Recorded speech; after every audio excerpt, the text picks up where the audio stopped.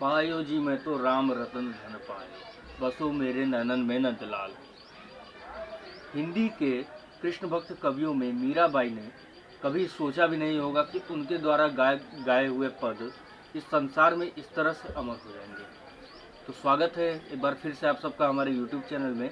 आज हम लोग पढ़ेंगे हिंदी साहित्य के महान कृष्ण भक्त कवि मीराबाई के बारे में, जो कि जिन्होंने कि अपना सब कुछ, एक राजकन्या होते हुए भी, राज महिला होते हुए भी, जिन्होंने अपना सब कुछ भगवान श्री कृष्ण के लिए समर्पित कर दिया था। अपना पूरा जीवन उनके लिए समर्पित कर दिया गया था और अंततः मृत्यु के बाद भी उन्होंने अपना अपना शरीर भी भगवान के लिए समर्पित कर दिया था। किसी को पता भी नहीं चला कि हाँ, आखिर मृत्यु के बाद मीराबाई कहाँ गई और मीराबाई किस तरह से द्वारिकाधीश की मूर्ति में समाहित हो गई थी। तो आइए मीराबाई का जन्म राजस्थान में मेड़ता के पास चौकड़ी ग्राम में, चौकड़ी पड़ता है राजस्थान में, जो मेड़ता के पास चौकड़ी ग्राम में सन 1498 ईस्वी के आसपास हुआ था। इनके पिता का नाम रत्न सिंह था। उदयपुर के राणा सांगा के पुत्र भोजराज के साथ, इतिहास में राणा सांगा का नाम लिया जाता है, तो राणा सांगा के पुत्र भोजराज के साथ इनका विवाह हुआ था, किंतु विवाह के थोड़े ही दिनों बाद इनके पति की मृत्यु हो गई।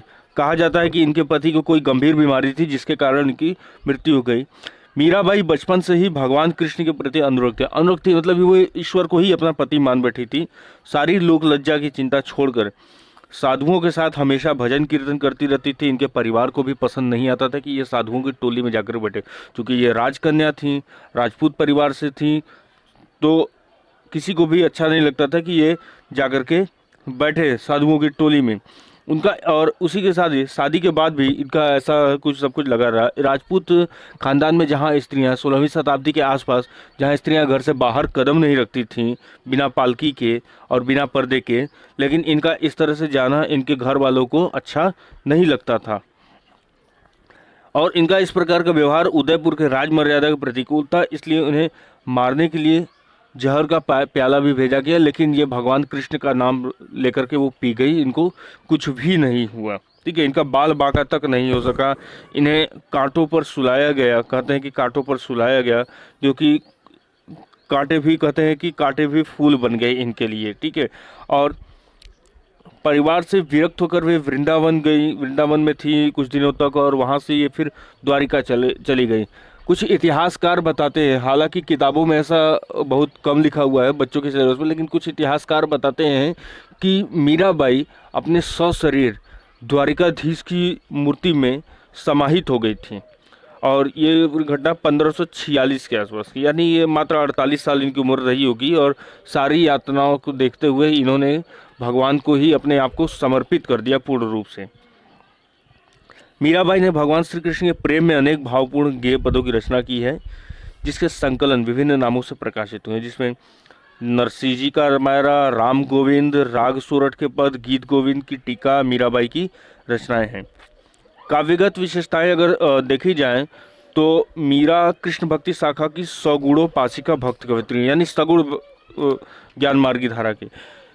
इनके काव्य का वर्ण विषय एकमात्र नटवर नागर श्री कृष्ण का मधुर प्रेम है। ये ईश्वर को अपना पति मान बैठी थी, उनसे ये प्रेम कर बैठी थी।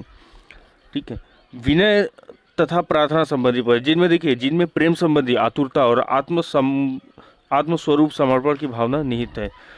इन्होंने जिसमें अपने पदों में मनमोहन श्री कृष्ण के मनमोहक स्वरूप की झांकी प्रस्तुत की है और उसी के साथ ही मीरा के श्री कृष्ण प्रेम संबंधी उत्कट प्रेम का चित्रांकन है और इसी के साथ इनमें संयोग और वियोग दोनों पक्षों का मार्मिक वर्णन हुआ है। ठीक है, और इसी के साथ ही रहस्यवादी भावना को अगर देखा जाए तो इनके पदों में मीरा की निर्गुण भक्ति का चित्रण हुआ है। ठीक है, और इसी के साथ ही इनके पदों में उनके जीवन संबंधी घटनाओं का भी चित्रण हुआ है, श्री कृष्ण के जीवन संबंधी घटनाओं का। ठीक है, भाषा शैली की देखी जाए तो मीरा के काव्य की भाषा ब्रजी है। देखिए, इसमें क्या होता है कि अब जो अगर हम हिंदी में देखेंगे तो भाषा ही अधिकतर होती है, तो जो राम के उपासक थे तो उनको हम कह सकते हैं कि अवधी वगैरह में वो लिखते थे। ठीक है, और जो कृष्ण के उपासक थे वो ब्रज भाषा में बोला करते थे।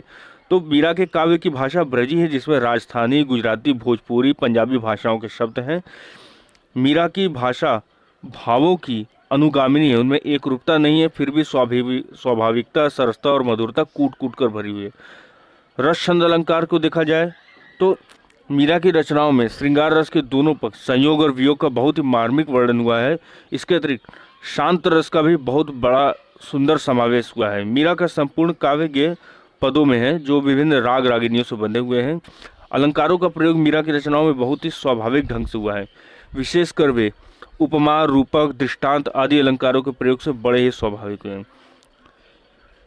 साहित्य में स्थान क्या है इनका, तो हिंदी गीति काव्य की परंपरा में मीरा का अपना अप्रतिम स्थान है। प्रेम की पीड़ा का जैसा मर्म स्पर्शी वर्णन मीरा की रचनाओं में उपलब्ध होता है, वैसा हिंदी साहित्य में कहीं भी सुलभ ही नहीं है। वीडियो को पूरा देखने के लिए आप सबका बहुत बहुत धन्यवाद। यदि वीडियो पसंद आया तो हमारे चैनल को लाइक करें, सब्सक्राइब करें और इसी के साथ ही अधिक से अधिक लोगों तक शेयर करें वीडियो को। में अगर कोई भी चीज़ें आपको नहीं समझ में आती है, कुछ भी अगर कन्फ्यूज़न लगता है, तो आप हमारे कमेंट बॉक्स में जाकर के कमेंट कर सकते हैं, या इसके अलावा कुछ अन्य टॉपिक आपको, अगर टॉपिक से रिलेटेड अगर आपको वीडियो चाहिए तो आप हमारे कमेंट बॉक्स में कमेंट जरूर करें। और हम अंततः हमारे चैनल को सब्सक्राइब करें। रोज़ सुबह 8 बजे हमारे वीडियो से ज़रूर जुड़ें। Thank you.